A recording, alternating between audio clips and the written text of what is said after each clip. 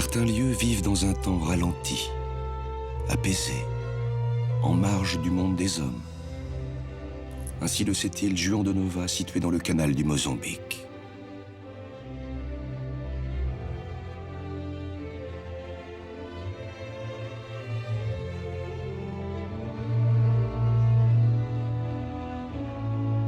Cette île doit son existence à son récif corallien qui s'est lentement développé au cours du temps jusqu'à former une terre immergée faite de corail et de sable. Le corail est un être vivant qui se développe près de la surface des eaux. Sous les rayons du soleil, il grandit comme un arbre ou s'étale comme un bouquet de roses sur son support de pierre.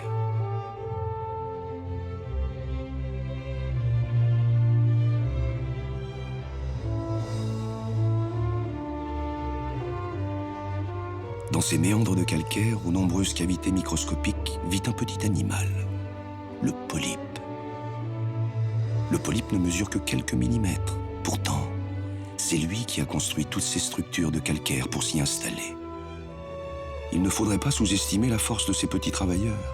Chaque génération de polypes construit sa propre charpente sur celle de ses prédécesseurs. Ils se développent et recouvrent à terme un territoire de plusieurs milliards de fois leur taille. Les polypes sont les plus grands bâtisseurs de la planète. Ce sont eux qui ont construit Juan de Nova et toutes les îles coralliennes.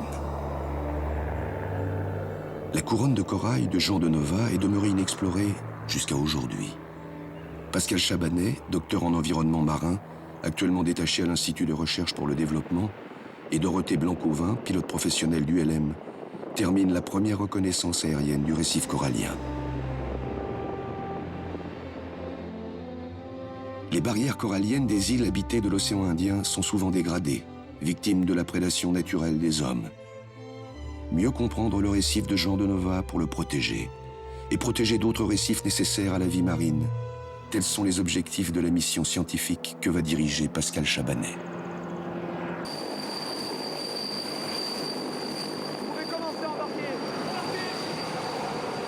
Cette mission entre dans le cadre de l'IFRECOR, une initiative française qui œuvre pour la protection des récifs coralliens à travers le monde.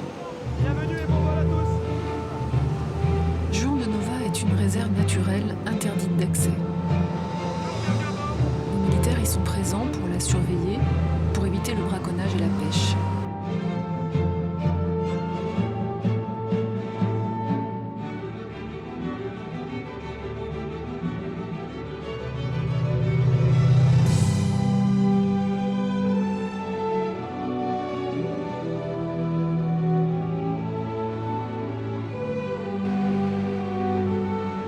Nous avons toutes déjà participé à des expéditions scientifiques, mais c'est la première fois que nous partons ensemble pour une destination inconnue.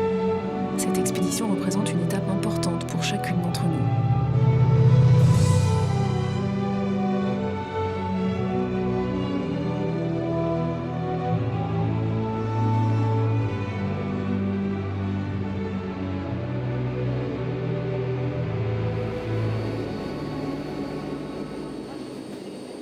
Je suis assise à côté de Corinne, avec qui je vais travailler sous l'eau. C'est sans doute celle que je connais le moins. Mais la confiance vient toute seule, sans heurts, naturellement. Le mystère est envoûtant. À quoi ressemble l'île? Qu'est-ce qu'on va trouver dans les fonds marins? Chacune y va de son propre commentaire. Pour moi, la barrière corallienne de Juan de Nova va être incroyablement riche.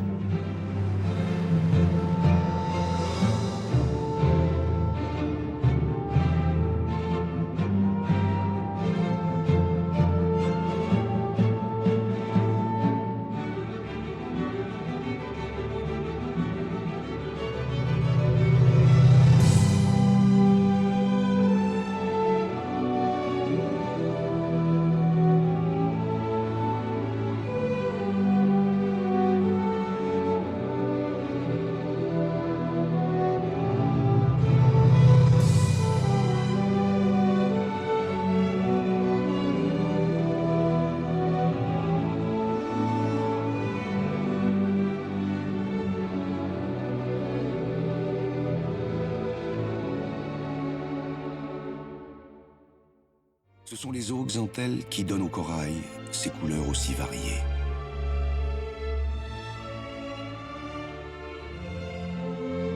En observant un récif, on a l'impression de voir un enchevêtrement de formes sans cohérence. Pourtant, chaque structure correspond à une exigence précise. Fournir la plus grande surface d'exposition à la lumière afin que les zooxanthelles puissent assurer la photosynthèse. Le récif s'étend sur de grands espaces tant que la lumière et le plancton abondent. À Juan de Nova, le corail est malade. Pourquoi? Depuis plusieurs jours, les plongées se succèdent, avec à chaque fois la même amertume devant le désastre. Le récif est complètement mort jusqu'à 20 mètres de profondeur. Partout, le corail est colonisé par les algues et je compte peu de jeunes repousses coralliennes. Nous avançons dans un véritable cimetière. C'est la mort blanche qui me vient tout de suite à l'esprit, le réchauffement de la planète. Si les îles Vierges n'ont plus de barrières de corail intactes, alors les autres récifs ont peu de chances de survivre. Un sentiment étrange m'envahit, presque de la déprime, peut-être de la fatigue aussi. J'ai du mal à garder le moral. En plus, les plongées deviennent stressantes à cause des requins.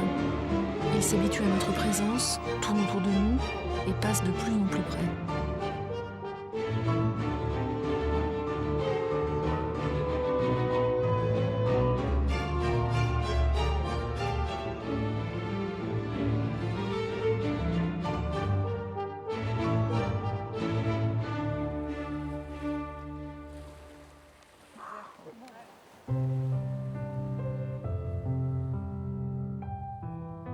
À Juan de Nova, l'instinct de survie du corail lui permettra-t-il de résister? Sera-t-il capable d'inventer de nouvelles stratégies pour se protéger du réchauffement de la planète?